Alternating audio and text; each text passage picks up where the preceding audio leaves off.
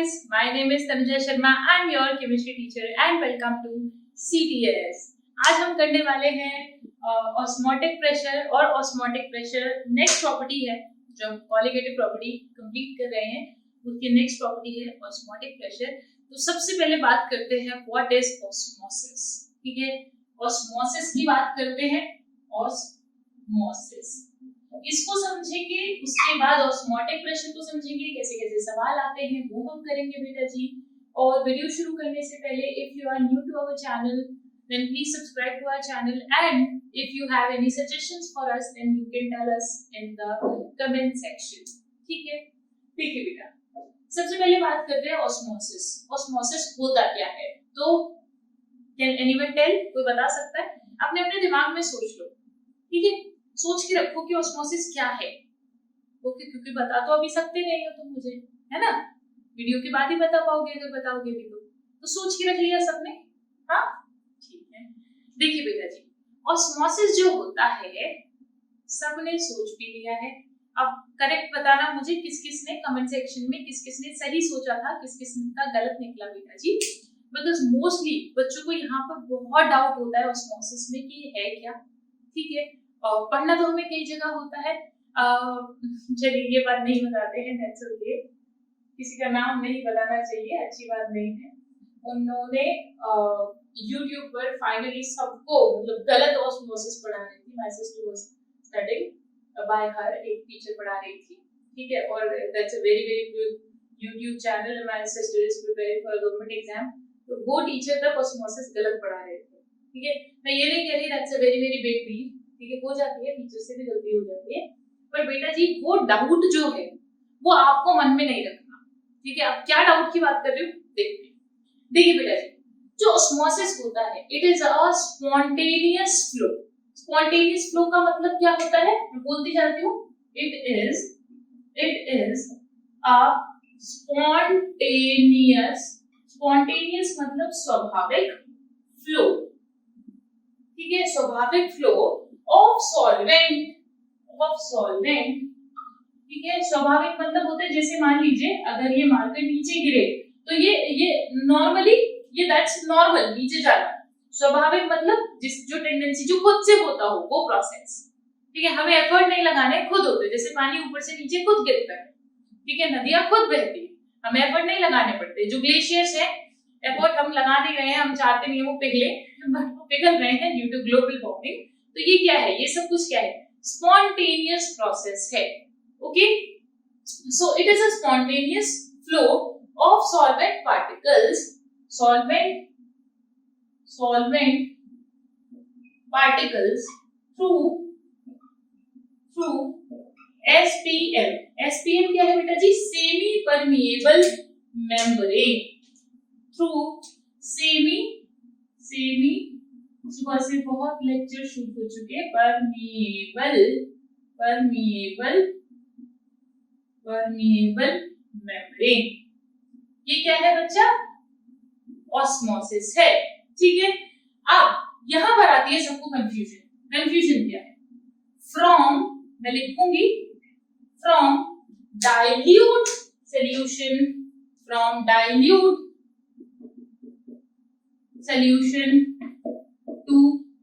To concentrated solution.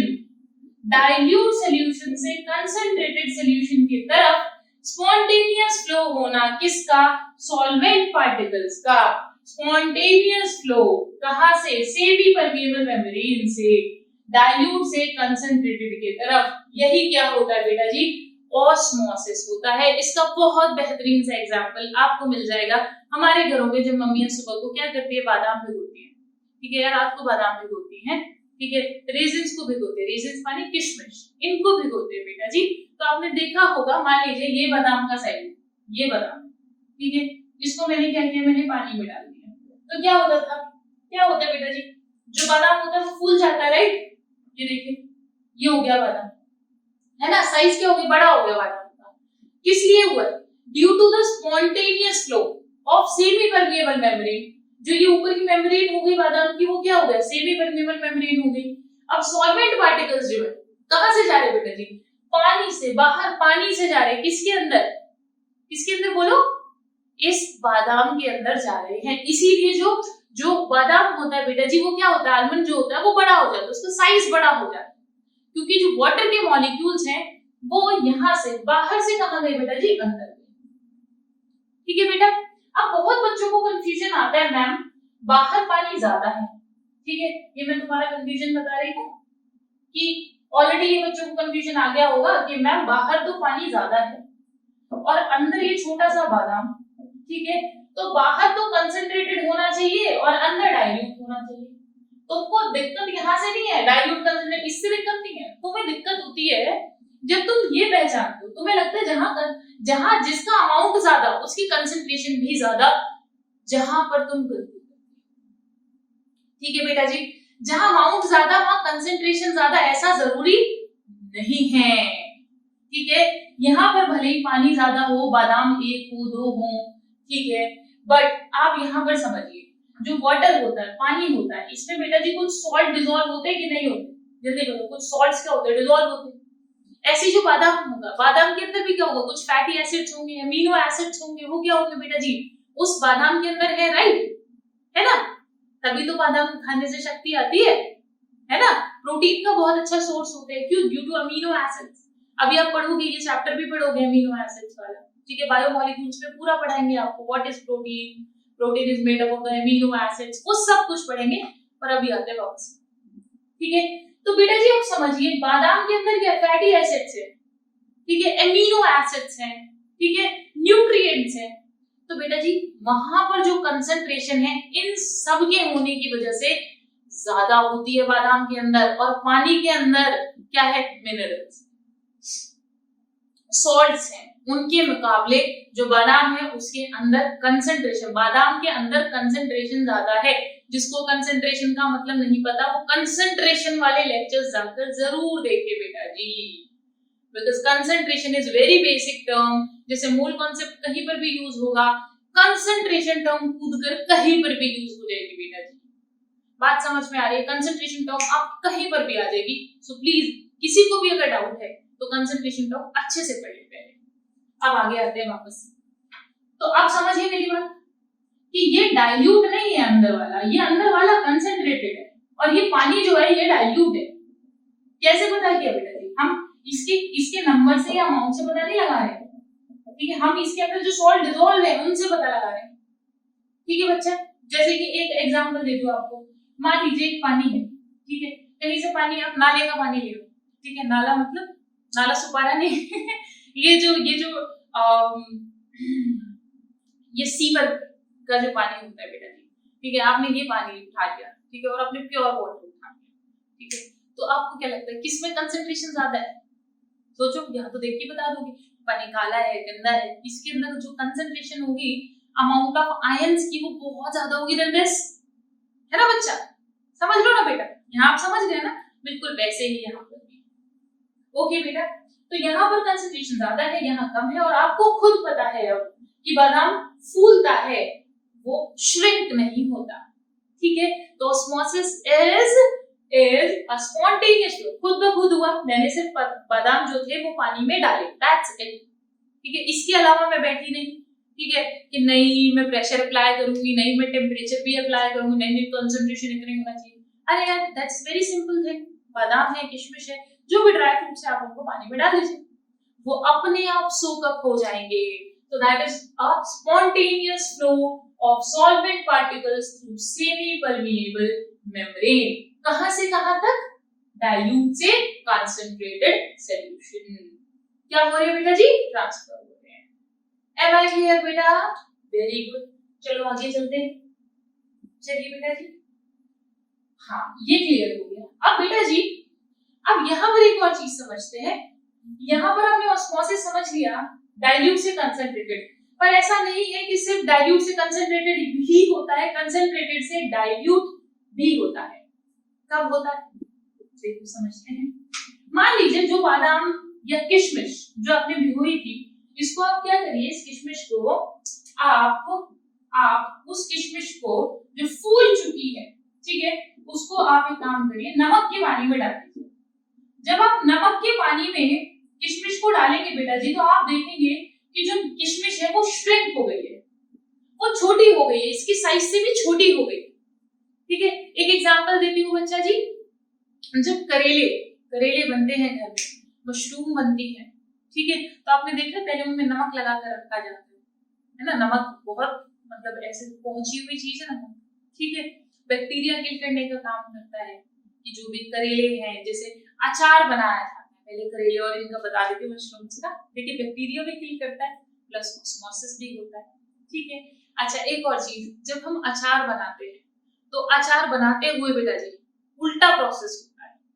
जब आपने अगर अचार बनते हुए देखा होगा तो जो कच्चा आम होता है बेटा जी, रॉ मैंगो होता है, ठीक है, उनको काट कर क्या करते हैं, जो नमक लगा दिया जाता है, ठीक है, वहां पर उल्टा प्रोसेस कराने के लिए हम क्या करते हैं बेटा जी, नमक लगाते हैं, यानी कि कंसंट्रेटेड से डाइल्यूट करने के लिए। ये पूरा फिनोमेना कहाँ यूज होता है, ये पूरा फिनोमेना यूज होता है रिवर्स ऑस्मोसिस में, और आई कैन से इसका नाम दे देंगे हम रिवर्स ऑस्मोसिस। ठीक है, रिवर्स ऑस्मोसिस बेटा जी क्या हो गया, सब कुछ सेम है, बस अब क्या होगा, it is the flow of solvent particles through semi permeable membrane from concentrated solution to dilute solution। concentrated solution से किस तरफ है बेटा जी, dilute solution की तरफ है। ओके, इसका बेस्ट एग्जांपल क्या है, देखिए देखिए, यहाँ से R निकालिए, यहाँ से O निकालिए, क्या बन गया, RO बन गया। और ये RO और कुछ नहीं है, ये वही RO है जिसका पानी आप लोग पीते हो। ठीक है, RO प्यूरिफायर लगा होता है ना घर में, बोलते हैं RO का पानी पीना है, RO का पानी पीना है, तो RO है क्या, that is reverse osmosis process. उस रिवर्स ऑस्मोसिस प्रोसेस के थ्रू जो गंदा पानी होता है बेटा जी, जो इतना क्लीन नहीं है, उस पानी को क्या करता है वो RO, वो क्लीन करने का काम करता है। अब ये क्लीनिंग कैसे होती है, because we are science background है ना, साइंस बैकग्राउंड है तो हमें तो बिल्कुल पीएचडी करनी है इस पर। देखिए बेटा जी, कंसंट्रेटेड यानी कि जो पानी, अब जैसे मैंने अभी आपको बताया था कि आप सीवर वाटर लीजिए और आप सिंपल वाटर लीजिए, ठीक है, जो हम पानी पीते हैं ये वाला, तो आप खुद बता सकते हो कि नहीं, जो सीवर वाटर होगा इसके अंदर जो न्यूट्रिएंट्स होंगे, या जो न्यूट्रिएंट्स नहीं बोलेंगे ना ना ना, गलत वर्ड बोल दिया मैंने, सॉल्ट्स होंगे, डिसॉल्व्ड सॉल्ट्स होंगे, वो वहां ज्यादा होंगे, यहाँ पर क्या होंगे बेटा जी, कम होंगे, यानी कि जो वाटर पीने वाला पानी है इसमें कम होंगे। अब आप सोचिए, जिस पानी से आप नहाते हैं, क्या उस पानी को आप पीते भी हैं, नहीं पीते, राइट, घर में जिससे बर्तन साफ होते हैं या जिससे आप नहाते हो उस पानी को आप नहीं पीते हो ना, राइट, क्या लगा होता है, आरओ सिस्टम लगा होता है, रिवर्स ऑस्मोसिस प्रोसेस होता है, तो वहां पर क्या देखिएगा बच्चा, जो पानी, जिस पानी को आप यूज कर रहे हो, ठीक है, बर्तन साफ करने के लिए या फिर डिश वॉशिंग के लिए कह लो, या फिर नहाने के लिए कह लो बेटा जी, तो वो जो सोल्यूशन होता है, वो जो पानी होता है उसके अंदर जो मिनरल्स है, ठीक है, या जो सॉल्ट्स है उनका कंसंट्रेशन ज्यादा होता है, ठीक है, ज्यादा होता है, यानी कि जो पानी आ रहा है, नॉर्मल पानी जो आ रहा है आरओ के अंदर, ठीक है, जिसको वो प्योर करने वाला है, उसमें कंसंट्रेशन जो होता है बेटा जी सॉल्ट्स का, वो क्या होता है बच्चा, ज्यादा होता है, ठीक है, जिसकी वजह से अगर आप थोड़ा भी पानी ऐसे पीकर देखोगे तो कहीं कहीं का पानी होता है ऐसे बहुत नमक वाला पानी लगता है, वहां रीजन यही होता है कि वहां पे सॉल्ट्स बहुत ज्यादा डिसॉल्व होते हैं। आपने पढ़ा होगा पहले concept hard water soft water का, क्लास 11, ठीक है। अब आगे आते हैं, अब बेटा जी डाइल्यूट सॉल्यूशन, डाइल्यूट कैसे करेगा, डाइल्यूट करेगा बेटा जी कि ये जो कंसंट्रेटेड सॉल्यूशन है इस पर एक प्रेशर अप्लाई करता है, कौन कौन अप्लाई करता है, वो जो हमारे घर में आरओ लगा हुआ है, इस पर एक प्रेशर अप्लाई होगा, और उस प्रेशर के अप्लाई होने की वजह से क्या होगा बेटा जी, प्रेशर अप्लाई होने की वजह से जो ऑस्मोसिस दोबारा होगा, लेकिन अब यहाँ पर रिवर्स ऑस्मोसिस है, कंसंट्रेटेड से क्या हो रहा है बेटा जी, सॉल्वेंट पार्टिकल किस में जा रहे हैं, डाइल्यूट सॉल्यूशन की तरफ जाएंगे, और जिससे जो हमें पानी मिलेगा बेटा जी उसके अंदर जो सॉल्ट्स होंगे वो कम डिसॉल्व होंगे, और इसी को बोलते हैं हम पीडीएस। पीडीएस इतना पेपर में नहीं आना, ये तो मैं बस आपको बता रही हूँ, कितनी साइंस बैकग्राउंड वालों को भाई नॉलेज होनी चाहिए, घर में सिस्टम लगा हुआ है, आरओ लगा हुआ है, पता होना चाहिए काम कैसे करता है, ठीक है। PDS total dissolved I think TDS substance, ठीक है, टोटल डिसॉल्व्ड सब्सटेंस, कि टोटल डिसॉल्व्ड सब्सटेंस कितना है, और ये होता है पीपीएम में। पढ़ाया था आपको, याद करिए, पार्ट्स पर मिलियन में पढ़ाया था, ठीक है। क्वेश्चन भी कराया था क्लोरोफॉर्म से कंटामिनेटेड है, तो आप मोलालिटी निकालिए, मास क्वेश्चन निकालिए, वो सब कराया था। तो बच्चा जी पीपीएम इसीलिए यूज करते हैं, मैंने आपको पढ़ाया था पीपीएम बहुत स्मॉल, जहां पर स्मॉल पार्टिकल्स की बात होगी, ठीक है, पानी के अंदर स्मॉल की बात होती है बेटा जी, तो वहां पर क्या करते हैं हम, पीपीएम यानी पार्ट्स पर मिलियन यूज करते हैं, यूनिट यूज करते हैं। Okay, am I clear? चलिए अब आगे आते हैं बेटा जी, कंसंट्रेटेड से क्या हो गया, डाइल्यूट। कब हुआ, जब मैंने एक प्रेशर अप्लाई किया। समझ में आ रही है बेटा जी, क्योंकि that's a spontaneous process, that's a spontaneous process, ठीक है। डाइल्यूट से कंसंट्रेटेड की तरफ जाना, that's a spontaneous, but it is not spontaneous, है ना भाई। फिल्टर चेंज कराने पड़ते हैं यार, पता है ना, आरओ के फिल्टर चेंज कराने पड़ते हैं कुछ कुछ टाइम बाद। क्यों? क्योंकि स्पॉन्टेनियस नहीं है, होता तो पानी गंदा ना होता इतना, है ना, खुद ही साफ हो जाया करता। समझ लो बेटा जी। पर क्या होता है, हमें यहाँ पर प्रेशर अप्लाई करना पड़ता है, और वो प्रेशर अप्लाई करके हम क्या करते हैं, कंसंट्रेटेड सॉल्यूशन से डाइल्यूट सॉल्यूशन की तरफ क्या होता है, सॉल्वेंट पार्टिकल्स को मूव कराते हैं। सॉल्वेंट पार्टिकल मूव करेंगे यानी सॉल्ट मूव नहीं करेगा, सिर्फ पानी पानी मूव करेगा। समझ रहे हो बेटा, उसके अंदर डिसॉल्व सॉल्ट मूव नहीं करेंगे, वो वही रुक जाएंगे। पानी कौन है, सॉल्वेंट है ना, और जो आपके घुले हुए सब्सटेंसेस हैं वो क्या है, वो सॉल्यूट है। तो अब हम क्या कर रहे हैं, प्रेशर अप्लाई करा के क्या करा रहे हैं, जो उसके अंदर घुले हुए पार्टिकल है उन्हें तो वही रोक रहे हैं, ठीक है, और सिर्फ सॉल्वेंट पार्टिकल को जाने दे रहे हैं उस तरफ। इसीलिए ये जो टीडीएस होता है, टोटल डिसॉल्व सब्सटेंस, ये कंट्रोल करता है।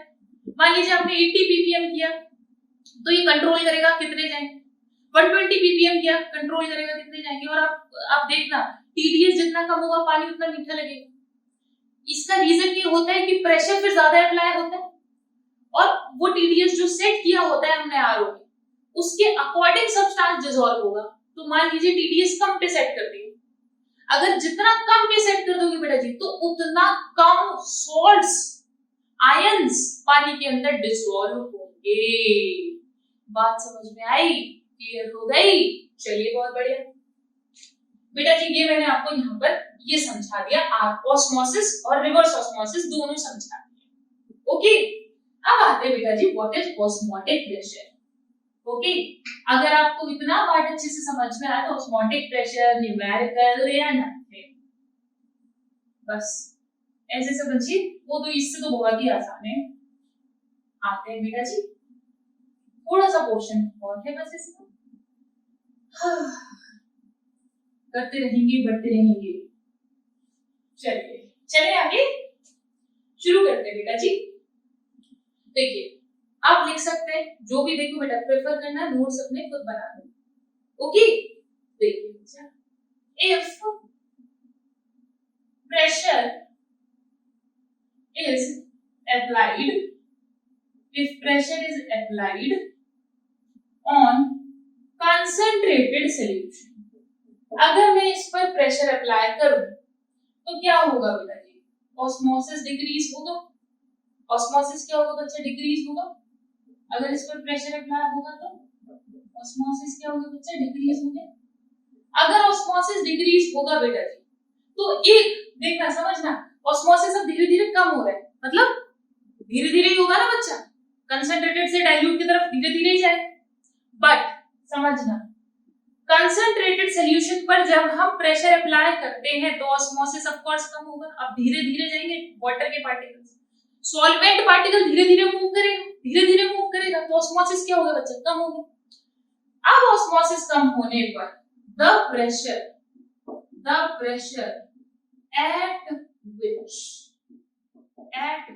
वो pressure at which the osmotic, चलिए बेटा जी, हमने ऑस्मोटिक प्रेशर तक पढ़ लिया था, ऑस्मोसिस क्या होता है, ऑस्मोटिक प्रेशर क्या होता है, हमने ये सब कुछ डिस्कस कर लिया। Now we are going to know some applications of osmotic pressure. तो देखते हैं, देखिए बेटा, पाई बराबर क्या होता है, n by v RT, right.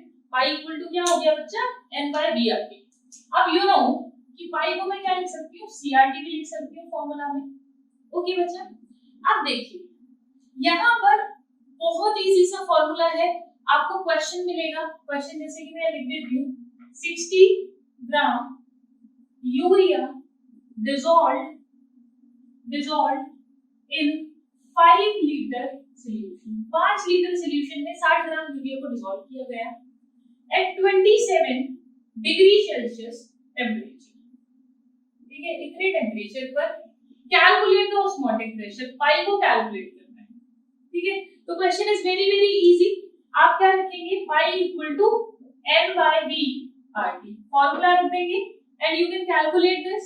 ठीक है, बहुत ही आसान सा सवाल है, पर प्रॉब्लम कहाँ आती है, पहले प्रॉब्लम को समझते हैं, फिर मैं उसका आपको सॉल्यूशन दूंगी।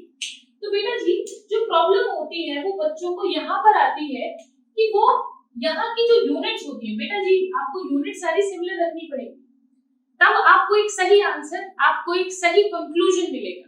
अदरवाइज क्या होगा, अगर आप यूनिट मान लीजिए यहाँ पर ये आप निकाल रहे हो न्यूटन पर मीटर स्क्वायर में और यहाँ पर आप लीटर एटीएम में रख रहे हो, तो क्या हो जाएगा, गलत हो जाएगा। तो यूनिट्स या तो आपको चेंज करनी आती हो, अदरवाइज मैं कब काम आऊंगी, मैं आपको बता देती हूँ कि एग्जैक्टली आपको कौन कौन सी यूनिट रखकर कैसा आंसर मिलेगा। ठीक है, तो देखिए बेटा जी, वेरी वेरी इजी, फॉर्मूला तो आपको पता है। देखिएगा बेटा जी, फर्स्ट और सेकंड हम दो यूनिट्स को डिस्कस करेंगे यहाँ पर। सबसे पहला बेटा जी, मान लीजिए आपको जो ऑस्मोटिक प्रेशर निकालना है वो न्यूटन पर मीटर स्क्वायर में निकालना है, न्यूटन पर मीटर स्क्वायर। ठीक है, न्यूटन पर मीटर स्क्वायर, अब आपको पता है न्यूटन पर मीटर स्क्वायर ही पास्कल होता है। ठीक है, तो उस वक्त आप टेम्परेचर को केल्विन में रखेंगे, यहाँ पर आपको प्रेशर निकालना है, मान लीजिए आपको एटीएम में निकालना है। ठीक है, तो टेम्परेचर तो बेटा जी दोनों में ही केल्विन में आएगा, वॉल्यूम यहाँ पर आएगा मीटर क्यूब। ठीक है, जो वॉल्यूम की यूनिट होगी that would be in metre cube, यहाँ पर जो वॉल्यूम की यूनिट होगी that would be in litres, वो लीटर्स में होगी। ठीक है, और यहाँ पर जो R का वैल्यू होगा बेटा जी, R का value that would B 8.314 joule पर केल्विन पर मोल, और यहाँ पर R की वैल्यू होगी 0.0821 litre ATM mole inverse. Okay बेटा, आप समझिएगा। यहाँ पर बेटा जी एक चीज मैं बता दूं, कभी आपको अगर कन्वर्जन करना पड़े, ठीक है, तो कन्वर्जन करने के लिए आप चीजें याद रखोगे, दैट वुड बी कि 1 मीटर क्यूब बराबर होता है 1000 लीटर। 1 मीटर क्यूब में बेटा जी 1000 लीटर्स होते हैं। ठीक है, 1000 लीटर होते हैं। मान लीजिए कभी आपको मीटर क्यूब में वॉल्यूम मिल जाए तो आपको चेंज करना हो तो आप इससे चेंज कर सकते हो। अब ये मैंने आपको सारे पॉसिबल एस्पेक्ट्स बता दिए हैं and it is now very very simple to attempt a question. आपको सिर्फ क्या रखना है, बिल्कुल सही यूनिट जो उसके साथ जाती होगी वही रखना है। एक दो बार बेटा जी जब आप क्वेश्चन को अटेम्प्ट करोगे तो आप इस टेबल को ध्यान में रखकर या देखकर कर सकते हो। बाद में धीरे धीरे when you will practice more questions तो आपको ये सारी यूनिट्स जो है कौन सी रखनी है, क्या होगा, वो सबकॉन्शियसली यहाँ पर फिट हो जाएगी। ओके बेटा, चलिए एक और एडवाइस मैं आपको देना चाहूंगी बेटा जी, और एडवाइस का ट्रिक देना चाहूंगी। ट्रिक ये है कि बेटा कुछ जो कैलकुलेशंस होती हैं फिजिकल केमिस्ट्री के अंदर, आप उन कैलकुलेशंस को थोड़ा याद रखिए, जैसे कि 1000/18 55.55। ठीक है, अब इससे क्या होगा, आप जब चाहे सीबीएसई के एग्जाम दो, चाहे आईआईटी का नीट का एग्जाम दीजिए बेटा, या कोई भी एनी अदर कॉम्पिटिटिव एग्जाम, तो आपको ना कैलकुलेशन बहुत कम करनी पड़ेगी, आपकी कैलकुलेशन बहुत आसान आ जाएगी और आप खुद फील करोगे बेटा कि आफ्टर सम टाइम, कुछ टाइम के बाद में जब आप क्वेश्चन प्रैक्टिस कर लोगे तो आपको पता चलेगा कि जो नंबर्स होते हैं वो बार बार रिपीटेड है। ठीक है, कैलकुलेशन इज नॉट डिफिकल्ट। ठीक है, कैलकुलेशन डिफिकल्ट नहीं है जब आप ज्यादा प्रैक्टिस कर लोगे तब। क्यों? क्योंकि तब आपको वैल्यूज थोड़ा याद होती जाएगी। अब एक वैल्यू जो आपको याद करनी है and it is very very important in ionic equilibrium, chemical equilibrium mostly. ठीक है, जहां पर भी आप R की वैल्यू को लीटर एटीएम में रखते हो बेटा जी, 0.0821 रखते हो, तो calculation is very very difficult. तो आप क्या करोगे, इस डिफिकल्टी से बचने के लिए आप यहाँ पर इसकी जगह पर 1/12 का इस्तेमाल करो।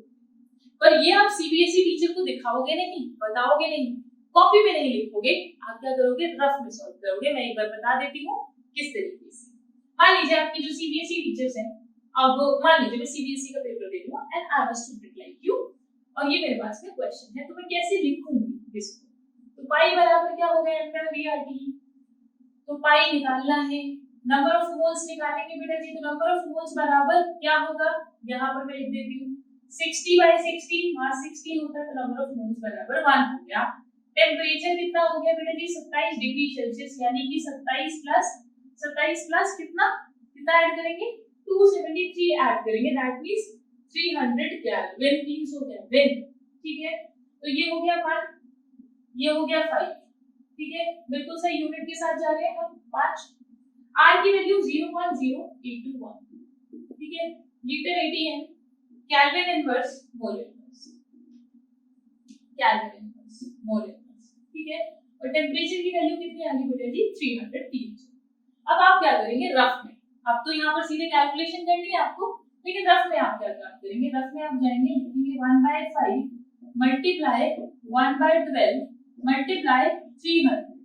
ठीक है, अब यहाँ 3 4 12, ठीक है, और ये हो गया आपका 100/20, दैट मींस 5 ATM, और यहाँ पर बता देंगे आप ये कितना हो गया 5 ATM। और आप थोड़ा सा अगर स्टेप्स कराना चाहते हैं तो आप 5 से इसको काट के दिखाइए, ताकि आपकी टीचर को लगे कि हाँ मल्टीप्लाई करके ये सब करके फिर आंसर लेकर आ रहे हैं। बात समझ आ गई बेटा जी, क्लियर हो गया। ये रफ वर्क, इसको आप टीचर को मत दिखाना, अदरवाइज बेटा जी सही है 1/12 इज करेक्ट, पर तुम्हारे मार्क्स कट जाएंगे। ठीक है, सीबीएसई में ट्रिक्स का इस्तेमाल नहीं करना है बट पीछे से चुपके से। ठीक है, टीचर्स को नहीं पता लगना चाहिए, और कब पता नहीं लगेगा, जब आप कैलकुलेशन में उसको नहीं दिखाओगे। ओके बेटा जी। अच्छा बेटा, यहाँ पर एक और चीज ध्यान में रखना, अगर जब हम वेंट ऑफ फैक्टर पढ़ लेंगे, वेंट ऑफ फैक्टर है एक, तो बच्चा आपका ये जो फॉर्मूला है उसी के अंदर यहाँ पर आई इंक्लूड हो जाएगा। ठीक है, तो वेंट ऑफ फैक्टर का जो लेक्चर आएगा उसमें मैं आपको बस आई निकालना बता दूंगी। तो बस आपको क्या करना है, मान लीजिए यूरिया है तो उसका आई आपको निकालना सिखा दूंगी, नमक है NaCl है उसका आई कितना होगा, तो बस आपने यहाँ पर आई की मल्टीप्लाई कर देनी है। ओके बेटा जी, इससे रिलेटेड क्वेश्चंस हम और आगे वाले सेशंस में देखते हैं बच्चा। अगर आपको आज का सेशन अच्छा लगा है, पसंद आया है, then hit the like button and अपने दोस्तों के साथ बेटा जी चैनल को शेयर करिए। इट मोटिवेट्स अस और बेटर करने के लिए, पर डे और अच्छा कंटेंट लेकर आने के लिए बच्चा। तो आप अपने दोस्तों के साथ प्लीज इस चैनल को शेयर करिएगा बेटा, और कोई डाउट है तो कमेंट सेक्शन में पूछ लेना। ओके, चलो अब मैं चलती हूँ बेटा जी। पढ़ते रहिए, आगे बढ़ते रहिए, और बहुत बहुत बहुत सारा खुश रहिए, बिकॉज ये वाला लेक्चर मैंने दोबारा शूट किया है, बीच में ही रुक गया था। ठीक है, तो स्टिल बहुत बहुत बहुत खुश रहिए।